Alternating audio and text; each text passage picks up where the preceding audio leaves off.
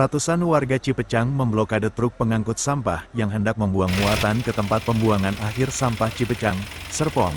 Aksi ini dilakukan sebagai bentuk protes atas kondisi TPA yang dinilai sudah melebihi kapasitas dan membahayakan lingkungan serta kesehatan warga. Perwakilan warga, Cecil Ramasapitri, menyampaikan bahwa kapasitas TPA Cipecang hanya sekitar 400 ton sampah per hari, sementara volume sampah yang masuk mencapai 800 hingga 1000 ton per hari. Kondisi tersebut menyebabkan penumpukan sampah dan berdampak langsung pada wilayah permukiman sekitar. TPA sudah overload dan tidak relevan untuk dipertahankan. Kami menuntut penutupan permanen serta langkah darurat dari pemerintah, seperti pemindahan sampah ke lokasi lain atau penyediaan lahan baru. Warga juga menyoroti pencemaran kali Cirompang yang kini dipenuhi sampah dan kerap memicu banjir, terutama saat curah hujan tinggi. Selain itu, kompensasi sebesar Rp250 per tahun per kepala keluarga dinilai tidak sebanding dengan dampak lingkungan dan kesehatan yang dirasakan warga. Masyarakat mendesak pemerintah segera merealisasikan solusi pengelolaan sampah jangka pendek dan jangka panjang, termasuk penyediaan layanan kesehatan serta sosialisasi pengelolaan dan pemilahan sampah bagi warga terdampak.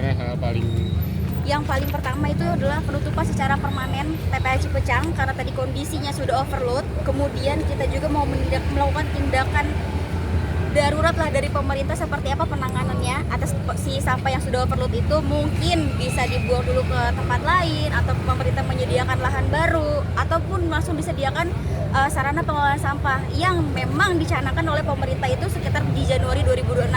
Tapi kan kondisi keadaan ke hari ini nggak mungkin bisa menunggu gitu kan, sedangkan kondisi curah hujan, banjir dan lain sebagainya itu sangat-sangat berpengaruh kepada wilayah kita sendiri.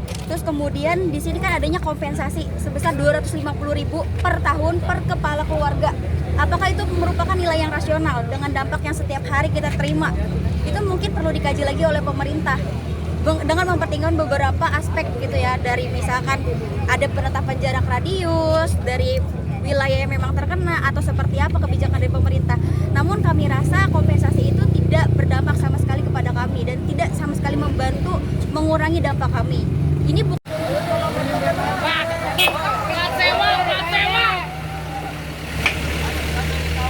Tim Berita Jurnalis, Tangerang Selatan mengabarkan.